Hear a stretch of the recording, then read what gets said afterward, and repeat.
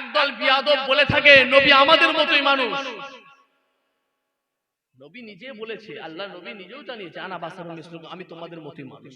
তারপরেই তো নবী বলছে আমার নিকটে আল্লাহ পাকের ওহী নাজিল হয়। জোরে বলবেন না। বিয়াদবরা কেউ বলতেই পারে, বিয়াদবরা কেউ বলতেই পারে যে নবীর জন্য দাঁড়ানোর দরকার নাই, নবীর সামনে দাঁড়ানো মানে বেদাত, বলতেই পারে। ওই বিয়াদবকে জিজ্ঞাসা করবেন, বিয়াদব তুমি কি মক্কা শরীফে গিয়েছিলে? বলবে হ্যাঁ। যদি বলে হ্যাঁ, তাহলে শুনবেন যে রসুলের মাজারের হাজী সাহেবরা যদি কেউ থাকে তাহলে ভালো বুঝতে পারবে। রসুলের মাজারের দিকে যখন ওইটা বেরোতে হয় তখন নবীর মাজারের ওই সামনেটা একটা গোল করে কাটা আছে, দেখেছেন? যদি কেউ হাজী সাহেব থাকে জানবে, গোল করে কাটা থাকে লা ইলাহা ইল্লাল্লাহু মুহাম্মাদুর রাসূলুল্লাহ বলেন সাল্লাল্লাহু আলাইহি ওয়াসাল্লাম, ওইটা লেখা আছে। তার পাশেই লেখা আছে হযরতে আবু বকর। ও ভাই জানেনা, জওয়ান তরুণীরা, ও আমার মুরব্বিয়ানেরা, ও আমার নবী পাকের উম্মতেরা, ও আমার রাসূল পাকের দিওয়ানারা, বাবা রাসূল একদিন জেনে একদিন বাবা কোন মাহফিলে এসে বসেছেন গো? দুনিয়ার কোন সাধারণ মাহফিলে নয়, দুনিয়ার কোন পার্টির মঞ্চে নয়, দুনিয়ার কোন দাদা দিদিকে ভালোবেসে নয়, দুনিয়ার কোন 500 টাকার জন্য নয়, দুনিয়ার কোন ইন্দ্রাবাসনের জন্য নয়, দুনিয়ার কোন জব কার্ডের জন্য নয়। আপনারা প্রত্যেকে এসে হাজির হয়েছেন একমাত্র আল্লাহ এবং তিনার রাসূলকে ভালোবেসে। জোরে হবে না সুবহানাল্লাহ? নাই দিলে, নাই দিলে। আমার দোস্ত আমার শুয়ে কিনা কিনা কিনা বাবা, কিতাবের মধ্যে কি দেখতে পাওয়া যায়? কিতাবের মধ্যে দেখতে পাওয়া যায় ইনদা যিকরিস সালাহি তানজিলুর রাহমান।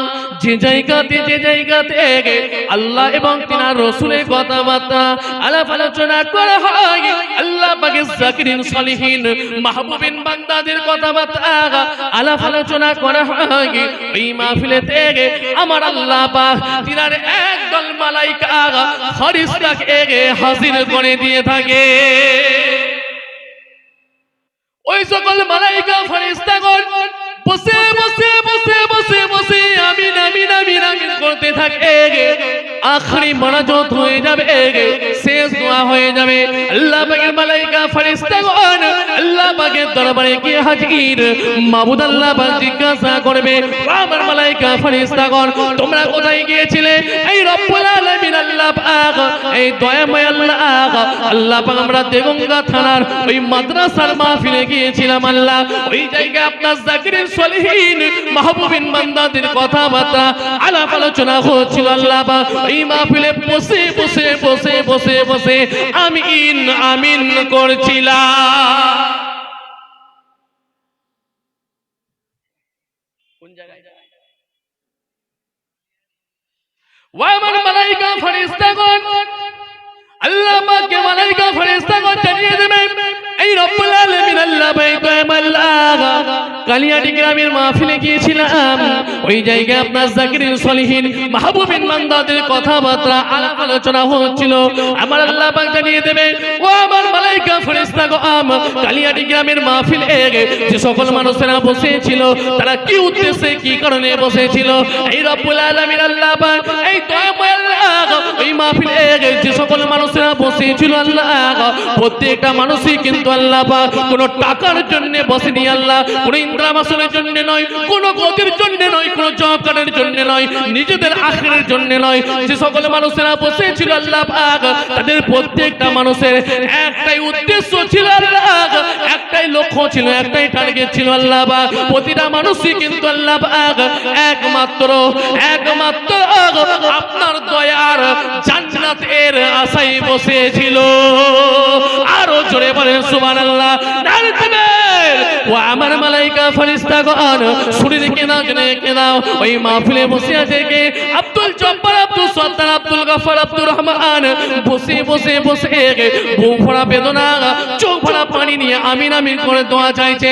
আমি আল্লাহ বাবাকে রহমান বলে ডেকে নিয়েছে, আমাকে রহিম বলে ডেকে নিয়েছে। আমি আল্লাহ পাক গফুর রহিম, আমি আল্লাহ পাক দয়া সাগর। আমি আল্লাহ পাক জানিয়ে দিচ্ছি ওই ছেলের জনম দুঃখিনী বাপ আজ কবরে কবরে কবরে, গর্ভধারিণী আম্মা যারা কবরে কবরে কবরে, বাপের কবরে মায়ের কবরে। আমি আল্লাহ পাক আমার পক্ষ থেকে নির্ধারিত আযাব এবং গজব চলছে, কিন্তু তার ছেলে আমি আল্লাহ পাক আমাকে রহমান এবং রহিম বলে ডেকে নিয়েছে। আমি আল্লাহ পাক আমাকে, আমি আল্লাহ পাক আমার দরবারে ওয়াস্তাইনু বিস-সাবরি ওয়াস-সালাত, ধৈর্যের মাধ্যমে নামাজের মাধ্যমে সাহায্য হারা চেয়ে নিয়েছে। আমি আল্লাহ পাক গফুর রহিম, আমি আল্লাহ পাক দয়া সাগর। আমি আল্লাহ পাক জানিয়ে দিচ্ছি ওই ছেলের বুক ভরা বেদনা, চোখ ভরা পানিটুকু আমি আল্লাহ তাআলা আমার আরশে মুআল্লাতে কবুল মঞ্জুর করে নিয়েছি। আর কবুল করে নিয়ে ওই ছেলের চোখের পানির খাতিরে তার বাপ এবং তার মায়ের কবরের নির্ধারিত আযাব গজবটাকে আসমানে তুলে নেওয়ার জন্য অর্ডার করে দিয়েছি। আরো জোরে বলেন সুবহানাল্লাহ। ও বাবা মুসলমান, ও বাবা মুসলমান, হয়ে যাবেন না বাবা বেঈমান, হারাবেন না বাবা ঈমান। মুসলমানের ছেলে হয়ে গেছে আজকে পিলে, ঠিক কিনা বলেন? মুসলমানের নারী হয়ে গেছে আজকে আনাড়ি। মুসলমানের ছেলে হয়ে গেছে আজকে পিলে, আর মুসলমানের নারী হয়ে গেছে আজকে আনাড়ি। মুসলমানের ছেলে আজকে রাস্তা দিয়ে চলে গেলে বোঝা যায় না মুসলমান না গায়ের কম। ঠিক বলছি না ভুল বলছি? আমার কথা একটু বলে, বাস্তব যেটা বলছি।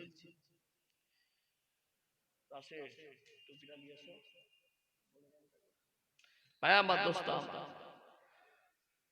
যা পরিস্থিতি বোঝা যায় না এই মুসলমান না গায়ের কম। মুসলমানের ছেলে রাস্তা দিয়ে চলে গেলে হাতে পড়েছে বালা, ঠিক না ভুল বলে? হাতে পড়েছে বালা, তোরা আমার কাছ থেকে পালা। কানে পড়েছে দুল। ভাইজানরা যা বকছে সব ভুল, রাগ করবেন না, দুঃখ হলে করে দেবেন মা। আমি আপনাদের ইনায়াতুল্লাহ হুসাইনি ভাই দুটো হক কথা আজকে ফক করে বলে দিয়ে যা। কথা বল, বাড়ি আমার হরিণ খোলা, কথা কিন্তু একটু খোলা মেলা, শুনে রেখে দিন রাতের বেলা। আমি আপনাদের ভাই বাবাজি ছেলের মতো এসে হাজির হয়েছি, দুটো হক কথা বলার জন্য এসেছি। মাদ্রাসার মাহফিল এসেছি, চুক্তিবদ্ধ করে নয়। বোঝার চেষ্টা করেন, খেয়াল করবেন, লক্ষ্য করবেন। আলহামদুলিল্লাহ আপনাদের দোয়ার বরকতে আল্লাহ ঘোরায়।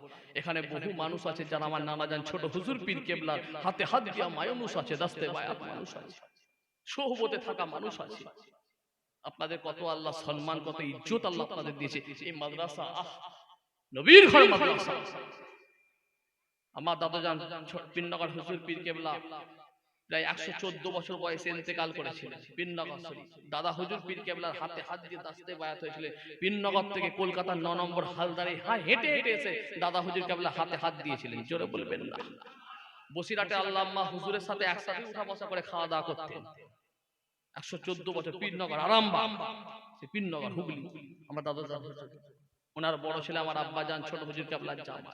যখন কোন এই নবীর মাদ্রাসায় ঢুকতেন, নিজে মাদ্রাসার বহু দূরে জুতো খুলে দিয়ে খালি পায়ে আসতেন, খালি পায়ে আসতেন। আল্লাহর মস্ত বড় ওলি মানুষ ছিল। যদিও আমি আপনাদের এখানটাই প্রথম, আমার মহিবুল্লাহ হুসাইনি বড় ভাই, মাহফুজুল্লাহ হুসাইনি আমার মেজো ভাই, তিনারা আলহামদুলিল্লাহ হয়তো আসে। আমি ইনায়াতুল্লাহ হুসাইনি আপনাদের ভাই এসেছি। এসে যখন পড়েছি দুটো হক কথা বলে দিয়ে যায়, শরিয়াতের কথা, ইসলামের কথা বলে দিয়ে যায়। মরতে তো হবে, মরা থেকে কেউ রেহাই পাওয়া যাবে না। তো এখনো পর্যন্ত কিভাবে তুমি মুসলমানের ছেলে হয়ে গায়ের কমের মতো ঘোরাফেরা করো? এসো মাঝে মাঝে সময় থাকলে এই মাদ্রাসায় এসে ছেলে মাদ্রাসার উস্তাদদের কাছে একটু শিখে নাও যে আমি মুসলমান হিসাবে পরিচয়টা কি করে দেবো, মুসলমান হিসাবে পরিচয়টা কি করে দেবো, ইমানদার হিসাবে পরিচয় কি করে দেবো। আপনার নামাজে ইমান নয়, নামাজে ইমান নয়, দাড়িতে ইমান নয়, বড় বড় চুল পাতে ইমান নয়, মিষ্টি মিষ্টি কথাতে ইমান নয়, আপনার আমার ঈমান হলো নিজের জীবনের থেকে বেশি বেশি বেশি বিশ্ব নবী বিশ্ব রাসূলকে ভালোবাসা। এটাই হলো আপনার আমার ঈমান। জোরে বলেন না সুবহানাল্লাহ। রাসূলকে যতক্ষণ পর্যন্ত জীবনের থেকে বেশি ভালোবাসতে না পারবে ততক্ষণ প্রকৃত মুমিন মুসলমান নয়। রাসূল বলছে আমাকে নবীকে যদি ভালোবাসতে হয় আমি রাসূল যেগুলো বলে যাচ্ছি আমার রাসূলের সুন্নতটা মেনে চলো। ওমর ফারুক পর্যন্ত নবীকে এসে বলেছিল ইয়া রাসূলুল্লাহ ইয়া হাবিবাল্লাহ হুজুর হুজুর আমি ওমর আপনাকে আমার বিবির থেকে বাচ্চাদের থেকে ধন সম্পদের থেকে বেশি ভালোবাসি, তবে আমি ওমর আপনাকে আমার নিজের জীবনের থেকে বেশি ভালোবাসতে পারি না। আল্লাহর নবী বলেন হে ওমর এখনো পর্যন্ত তুমি প্রকৃত মুমিন ব্যক্তি হতে পারো না, এখনো পর্যন্ত তুমি প্রকৃত মুমিন ব্যক্তি হতে পারো না। এই কথা বলার সঙ্গে সঙ্গে হযরত ওমর ঝরঝর করে কাঁদতে শুরু করলেন, বুক ভরা বেদনা চোখ ভরা পানি টপ টপ করে জমিনে পড়ছে। এমন সময় সঙ্গে সঙ্গে হযরতে ওমর ফারুকের কাছে রাসূলের অন্তরের নেক ফয়সালা জ্যোতিটা পৌঁছে গেছে। এমন সময় সঙ্গে সঙ্গে হযরতে ওমর ফারুক বলে ইয়া রাসূলুল্লাহ ইয়া হাবিবাল্লাহ হুজুর হুজুর আমি ওমর এই মুহূর্তে আপনাকে আমার নিজের জীবনের থেকে বেশি ভালোবেসে ফেলেছি। আল্লাহ নবী জানিয়ে দিলেন হে ওমর এই মুহূর্তে তুমি প্রকৃত মুমিন ব্যক্তির খাতায় নামটা লিখিয়ে দিয়েছো। জোরে বলবেন না। বোঝার চেষ্টা করেন ইসলাম কি? ইসলাম কারো বাপের সম্পত্তি নয়। ইসলাম যে ছিলিমিলি খেলবেন এটা কারো বাপের সম্পত্তি নয়। তুমি বলবে আমি ঈমানদার আমি মুসলমান, আবার নিজে আমার আল্লাহর কোরআন বলছে তুমি তোমার ধর্ম করো অপর একজনকে অপর ধর্ম করতে দাও, লাকুম দীনুকুম ওয়ালিয়া দীন, তুমি তোমার ধর্ম করো অপর একজনকে অপর ধর্ম করতে দাও। তুমি মুসলমান বলবে আমি ঈদের দিনেও যাব আবার একটুখানি আবার ওই দিকে গিয়ে একটুখানি ধর্ম যার যার উৎসব সবার বলে একটুখানি লাল পানি খেলিয়ে নাচানাচি করবো, এ চলবে না। কথা বুঝতে পারছেন আমার কথা? এটা চলবে না। মুসলমানের ছেলে গায়ে গোসলে গোবর চর্বি তিরিং তিরিং করে লাফ লাফ কথা বুঝলেন না? ভোটের প্রচারে যখন বেরোয় ওরে বাপ রে বাপ ওরে বাপ রে বাপ 1 জানুয়ারিতে মুসলমানের ছেলে কোনটা গায়ের কমের ছেলে কোনটা বুঝতে পারবেন আপনি? বুঝতে পারবেন না। গায়ে গোসলে গোবর চর্বি তিরিং তিরিং করে লাফাচ্ছে, বলছে হয়েছি বাপের বেটা মোর বাবার ভয় কিসে রে হাম কিসে সে কাম দেখি। ওরে বাপ রে বাপ কি অবস্থা! আস্তাগফিরুল্লাহ রাব্বি লা হাওলা ওয়ালা কুওয়াতা ইল্লা বিল্লাহ।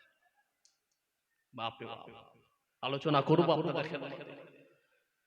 দাদা আছে পিছনে, মুসলমানের ছেলে যাচ্ছে আগে আর আওয়াজ দিচ্ছে কি দিচ্ছে আরে ভোট দেবেন কোনখানে? আমাদেরই ওইখানে কল হবে পায়খানা হবে, কল হবে আর কি হবে কথা বলেন যে পায়খানা হবে। হ্যাঁ হ্যাঁ এমন আওয়াজ দিয়েছে গলা বসিয়ে ফেলেছে। বাড়িতে এসে বিবির কাছে পানি চাইছে না পান্তা চাইছে, বোঝা মুশকিল, ফ্যাস ফ্যাস করে আওয়াজ উঠছে। বিবি বলছে কি গো তোমার গলায় এমন দম পড়ে গেল কি করে? বলছে আর বলিসনি মা, একটু দাদা দিদিকে খুশি করার ব্যাপার ছিল। আর বলিসনি বলো আমাকে মা। কি গো আমাকে মা বললে কেন? তুমি কি খেয়েছো? বলছে আর বলিসনি মা, একটু লাল পানি চালিয়ে দিছি। সেটা কি? বলছে তুই বুকে কোথা করে বুঝবি না, সেটা হলো মেডিকেল জুস। ডাক্তার বলেছে খাবি শরীর ভালো হবে ক্ষমতা বাড়বে। খোদার কসম খেয়ে বলতে পারি আমি আপনাদের খিদমতে ফুরফুরা পীর আবু বকর সিদ্দিকের মেয়ের ঘরের আওলাদ হিসেবে বলে দিয়ে যাই, আমি মুমতাজুল মুহাদ্দিস হিসেবে আপনাদেরকে বলে দিয়ে যাচ্ছি শরীরের যতটুকু অংশে ঢুকবে অতটুকু অংশ কেটে কেটে কেটে কেটে জাহান্নামে না দেওয়া পর্যন্ত জান্নাতে যাবে না যাবে না যাবে না, জান্নাতের খুশবু হাওয়া পাবে না। কি চলছে পরিস্থিতি কথা বুঝতে পারছেন? এলাকায় এলাকায় গ্রামে গ্রামে ঢুকে গেছে, ঢুকে না? লটারি খোর কত দেখবে গ্রামে, কত লটারি খোর বেড়েছে, কত সুদ খোর বেড়েছে, কত আপনার বন্ধন ব্যাংকে সব গ্রামে মেয়েগুলো জড়িয়ে গেছে, কত আপনার গ্রুপ লোনে জড়িয়ে গেছে আপনার আমার গ্রামে। লা হাওলা ওয়ালা কুওয়াতা ইল্লা বিল্লাহ। আস্তাগফিরুল্লাহ। ও ভাই জানেন না জওয়ান তরুণেরা ও আমার মুরব্বিয়ানেরা ও আমার নবী পাকের উম্মতেরা ও আমার রাসূল পাকের দিওয়ানারা, বাবা রাসূলের কেদিন বাবা দরুদ শরীফ কেন পড়বেন? কেন আপনাদেরকে আমি দরুদ শরীফ পড়ার কথা বললাম? আমি ইনায়াতুল্লাহ হুসাইনি আপনাদেরকে জানিয়ে দিয়ে যাচ্ছি দরুদ শরীফ পড়লে কি ফায়দা পাবেন, দরুদ শরীফের মধ্যে আপনার কি রকম ভালোবাসা আছে শুনে রেখে দেন বাবা। আল্লামা শিবলির নোমানি হুজুর তিনার কিতাবের মধ্যে কি লিখলেন শুনে রেখে দিন। আল্লামা শিবলির শিবলিন নোমানি হুজুর তিনার কিতাবের মধ্যে জানিয়ে দিলেন এক সময় একটা যুবক মক্কা শরীফে এসে হাজির হয়ে গিয়েছে। মক্কা শরীফে এসে কাবা ঘরখানা তওয়াফ করতে শুরু করে দিয়েছে। বাবা কাবা ঘর তওয়াফ করার সময় কাবা ঘর তওয়াফের কোনো দোয়া পড়েনি। ওই যুবকটা একমাত্র কাবা ঘর তওয়াফ করার সময় বারবার দরুদ শরীফ খানা আগা পড়তে শুরু করেছে। কেন পড়ছে? হাজী সাহেব কেউ আছেন নাকি এখানে? অনেক আছেন আলহামদুলিল্লাহ। আমিও আলহামদুলিল্লাহ আপনাদের দোয়ার বরকতে 3 বার গেছি। আল্লাহর বাইতুল্লাহ ছুঁয়ে নবী পাকের মাজার ছুঁয়ে দোয়া চেয়েছি আমার আল্লাহ যেন আপনাদের সকলকে আমার নবী পাকের মেহমান হিসেবে কবুল করে, বলেন আল্লাহুম্মা আমিন। আপনারা দোয়া চাইবেন, যারা মক্কা শরীফে যাবেন প্রত্যেকে দোয়া চাইবেন আমাদের সকলের জন্য। আল্লামা শিবলিন নোমানি হুজুর তিনার কিতাবের মধ্যে জানিয়ে দিলেন ওই যুবককে জিজ্ঞাসা হয়েছিল, হে যুবক তুমি যে কাবা ঘর তওয়াফ করছো, তুমি কি কাবা ঘর তওয়াফ করা তুমি কোন দোয়া কি জানো না? কাবা ঘর যে দোয়া পড় কাবা ঘর যে তওয়াফ করতে হয় এই তওয়াফের কি দোয়া আছে এটা কি তুমি জানো না? আল্লামা শিবলিন নোমানি হুজুর তিনার কিতাবের মধ্যে জানিয়ে দিলেন। সে সময় সেই যুবকটা বলেছিল, আপনি কি আমি আপনাকে চিনতে পারলাম না, আপনাকে আমি বুঝতে পারলাম না, তবে কাবা ঘর তওয়াফ করা তো আমি সব কিছু জানি। কেন আমি তওয়াফ করার সময় কোনো দোয়া পড়ছি না, বারবার কেন আমি দরুদ শরীফ খানা পড়ছি? আপনি একটুখানি শুনে জেনে দেন। আমার আব্বাজানকে নিয়ে আমি বাগদাদের প্রত্যন্ত গ্রাম থেকে আমার আব্বাজানকে আমি সঙ্গে করে সাথে করে নিয়ে আল্লাহ পাকের কাবা ঘর তওয়াফ করার জন্য, সাফা মারওয়া সাই করার জন্য আল্লাহর নবী বিশ্ব রাসূলের রওজা মোবারকটা জিয়ারতের উদ্দেশ্যে আমি বেরিয়ে পড়েছিলাম। বাড়ি থেকে আসার সময় পথেতে রাস্তাতে আমার আব্বাজান ইন্তেকাল করে গিয়েছে। আর আমার আব্বাজান ইন্তেকালের পরে আমার আব্বাজানের মুখটাকে ফেসটাকে আমার আল্লাহ পাক খিঞ্জিরের আকৃতিতে পরিণত করে দিয়েছে। আমার আব্বাজানের মুখটাকে আল্লাহ পাক খিঞ্জিরের আকৃতিতে পরিণত করেছে। সে সময় আমি চঞ্চল করে কাঁদতে শুরু করলাম। কি এমন গুনাহ করলো আল্লাহ, কি এমন গুনাহ করেছে? কিসের জন্য আমার আব্বাজানের মুখ আল্লাহ পাক খিঞ্জিরের মতো আকৃতি পরিণত হয়ে গেছে? কি কারণে আমার আব্বাজানের মুখটা ফেরেশতা খিঞ্জিরে পরিণত হয়ে গেছে? আল্লাহ পাক আমার আব্বাজান কি এমন গুনাহ করেছিল? ঝরঝর করে কাঁদতে শুরু করলাম। কি করে মানুষকে বলবো, মানুষের কি করে মুখ দেখাবো? আমার আব্বাজানের মুখটা আমি আর থাকতে না পেরে কাঁদতে আমার হাতে যে চাদরখানা ছিল এই চাদরটা দিয়ে আমার আব্বাজানের শরীরটাকে ঢেকে দিলাম, বন্ধ করে দিয়ে কাঁদতে শুরু করলাম। আল্লাহ পাক আমার আব্বাজানের জানাজার নামাজটা কিভাবে হবে, দাফনটা কিভাবে হবে, কিভাবে আমার আব্বাজানের ব্যবস্থা হবে, এই বলে ঝরঝর করে কাঁদতে শুরু করলাম। মানুষকে কি করে বলবো? থাকতে না পেরে আমি ওই গ্রামে মসজিদের মধ্যে আমার আব্বাজানের লাশটাকে নিয়ে হাজির হলাম। আব্বাজানের লাশটাকে রেখে দিয়ে ঝরঝর করে কাঁদতে শুরু করলাম। বেশ কিছুক্ষণ পরে হুজুর আমি দেখতে পেলাম একজন বয়স্ক মানুষের মতো টুক টুক টুক টুক টুক টুক টুক টুক করে সোজা মসজিদের দিকে এসে হাজির হয়ে যায়। মসজিদের দিকে এসে বলে, হে যুবক তুমি বলো বলো বলো বলো বলো তোমার আব্বাজানের লাশটা কোথায় রাখা আছে? হুজুরের কথা বলার পরে আমি ঝরঝর করে কাঁদতে শুরু করলাম। আমি বললাম, আমি তো আপনাকে চিনতে পারলাম না, আমি তো আপনাকে বুঝতে পারলাম না। আপনি কি আপনার নামটা আপনি একটুখানি বলেন? বলার সঙ্গে সঙ্গে ওই মানুষটা বলতে শুরু করে, হে যুবক তুমি কি বুঝতে পারলে না? হে যুবক তুমি কি আমাকে চিনতে পারলে না? হে যুবক শুনে রেখে দাও, জেনে রেখে দাও, আমি সেই মানুষ এসে হাজির হয়েছি যেই মানুষটার কাছে প্রতিদিন 400 বার করে কলমা শরীফ দরুদ শরীফ খানা তোমার আব্বাজান পৌঁছে দিতেন। সেই মানুষটা আমি আর থাকতে না পেরে সোনার মদিনা মুনাওয়ারা থেকে আমি বিশ্ব নবী, আমি বিশ্ব রাসূল স্বয়ং এসে হাজির হয়ে গেছি। নারে দেবে বিশ্ব নবী দিবস, একথা বলার সঙ্গে সঙ্গে হুজুর আমি ঝরঝর করে কাঁদতে শুরু করলাম। আমাকে বলে, যুবক তুমি কেঁদো না, কেঁদো না, কেঁদো না, তুমি কোনো চিন্তা করো না, তোমার আব্বা জানের শরীরের মুখের মধ্যে আমি একবার রসুল হাতখানা বুলিয়ে দেব। হাতখানা বোলানোর সঙ্গে সঙ্গে আমার আল্লাহ পাক তোমার আব্বা জানের মুখটা আলাদা চেঞ্জ করে দেবে। বলার সঙ্গে সঙ্গে আল্লাহ নবী আল্লাহ রাসূল নিজে মুখে নিজে হাতে চাদরখানা খুলে নিয়ে নিজের হাত একবার আমার আব্বা জানের মুখের মধ্যে বুলিয়ে দিলেন। বুলানোর সঙ্গে সঙ্গে আমার আব্বা জানের মুখটাকে আল্লাহ পাক পূর্ণিমার চাঁদের মতো জ্যোতিময় করে দিয়েছে। আমি জিজ্ঞাসা করলাম হুজুর আপনি কি করে জানলেন আমার আব্বা জান ইন্তেকাল করে গিয়েছে? আপনি কি করে জানলেন? আমাকে বলেছিল, হে যুবক শুনে রেখে দাও, তোমার আব্বা জান প্রতিদিন আমার কাছে 400 বার করে দরুদ শরীফ খানা পৌঁছে দিতেন। এই দরুদ শরীফটা পৌঁছানোর জন্য রব্বুল আলামিন আল্লাহ পাক একজন ফেরেশতাকে নির্দিষ্ট করে দায়িত্ব দিয়ে দিয়েছিলেন। সেই ফেরেশতা আজকে যখন আমার কাছে এসে হাজির হয়ে যায়, আমি ফেরেশতাকে বললাম, হে ফেরেশতা আমার কাছে যেই মানুষটা বাগদাদ থেকে প্রতিদিন 400 বার করে কালেমা শরীফ দরুদ শরীফ পৌঁছে দিতেন, আজ কেন পৌঁছাননি? আমাকে ফেরেশতা বলেছিলেন, ইয়া রাসূলুল্লাহ, ইয়া হাবিবাল্লাহ, হুজুর ওই মানুষটা আপনার কাছে আসছিল কিন্তু পথে ইন্তেকাল হয়ে গিয়েছে আর তার মুখটাকে আল্লাহ পাক খিঞ্জির আকৃতিতে পরিণত করেছে।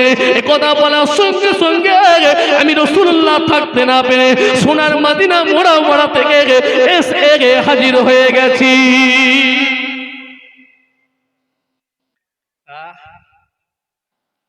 নবীর প্রতি মহব্বত রাখুন, রাসূলের প্রতি ভালোবাসা রাখুন।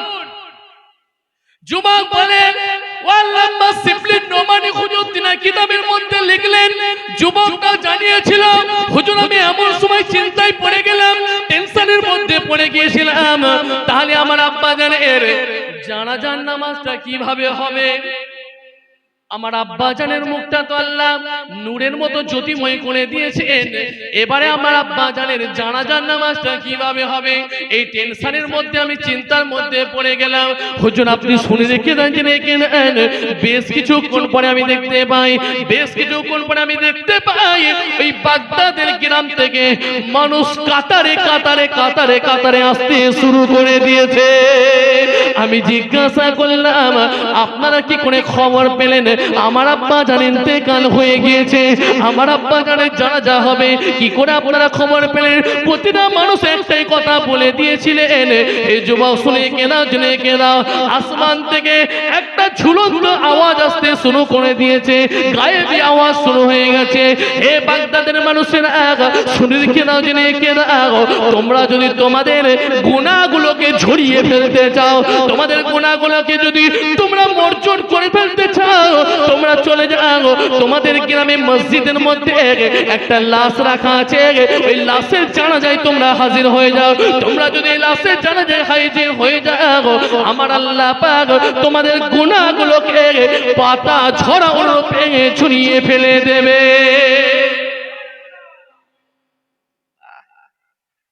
আল্লাহ পাক কি নবীর প্রতি কি মহব্বত, কি ভালোবাসা, রাসূলকে মহব্বত করেন, ভালোবাসে। একদল বিয়াদব বলে থাকে নবী আমাদের মতোই মানুষ। নবী নিজে বলেছে, আল্লাহ নবী নিজেও জানিয়েছে, আনা বাসারুম মিসলুকুম, আমি তোমাদের মতোই মানুষ। তারপরেই তো নবী বলছে আমার নিকটে আল্লাহ পাকের ওহী নাযিল হয়। চলো বলবেন না, বিয়াদবরা কেউ বলতেই পারে, যে নবীর জন্য দাঁড়ানোর দরকার নাই, নবীর সামনে দাঁড়ানো মানে বেদাত, বলতেই পারে। ওই বিয়াদবকে জিজ্ঞাসা করবেন, বিয়াদব তুমি কি মক্কা শরীফে গিয়েছিলে? বলবে হ্যাঁ। যদি বলে হ্যাঁ, তাহলে শুনবেন যে রসুলের মাজারে হাজী সাহেবরা যদি কেউ থাকে তাহলে ভালো বুঝতে পারবে। রসুলের মাজারের দিকে যখন ওইটা বেরোতে হয়, তখন নবীর মাজারের ওই সামনেটা একটা গোল করে কাটা আছে, দেখেছেন? যদি কেউ হাজী সাহেব থাকে জানবে, গোল করে কাটা থাকে, লা ইলাহা ইল্লাল্লাহ মুহাম্মাদুর রাসূলুল্লাহ বলে সাল্লাল্লাহু আলাইহি ওয়াসাল্লাম, ওইটা লেখা আছে। তার পাশে লেখা আছে হযরতে আবু বকর সিদ্দিক, তার পাশে লেখা আছে হযরতে ওমর ফারুক। জোরে বলবেন না। আর ওই বিয়াদবকে জিজ্ঞাসা করবেন তুমি যাওয়ার সময় বসে বসে সালাম দিছিলে না দাঁড়িয়ে দাঁড়িয়ে? জোরে বলবেন না। গেলে দাঁড়িয়ে সালাম দিতে হয়, এইখানে দাঁড়িয়ে দিলি ব্যথা। কথা বুঝতে পারছেন? কেউ কেউ বলে থাকে, এগুলো কেউ বলে থাকে, হয়তো আপনাদের কাছে খবর আছে কিনা জানি না, আছে না? আমার কাছে খবর আছে, এগুলো বলে থাকে কেউ কেউ। ও বুঝবে কি করে? ও বুঝবে কি করে? ও বোঝার ক্ষমতা নেই। ও বলবে যে নবী আর কোন জায়গা খুঁজে পেল না, ফুরফুরায় দাও। আরে তারা বুঝবে কি করে? এই সব আলাদা ব্যাপার আছে। হ্যাঁ, তুমি ভালো করে বুঝতে পারবে কোন ইটটা কাটলে এই জায়গাটায় ভালো বসানো যাবে। কথা বুঝতে পারছেন না? রাজমিস্ত্রি কাজ কি? এই রাজমিস্ত্রি কি আর বলতে পারবে সোনার দাম কত টাকা চলছে? কামার বলতে পারবে না, কুমোর বলতে পারবে? স্বর্ণকারী তো বলতে পারবে, ঠিক না? স্বর্ণকারী বলতে পারবে, এই কামার জানে না, কুমোর জানে না। ঠিক না ভুল বুঝতে পারে আমার যুবক ভাইয়েরা, বুঝতে পারছে? হ্যাঁ, মোবাইল মিস্ত্রি ভালো বুঝতে পারবে কথা হচ্ছে না কেন, মাইকটা মনে হয় খারাপ হয়ে গেছে। বুঝতে পারেন? মোবাইল মিস্ত্রি, রাজমিস্ত্রি এখন সব বেরিয়েছে।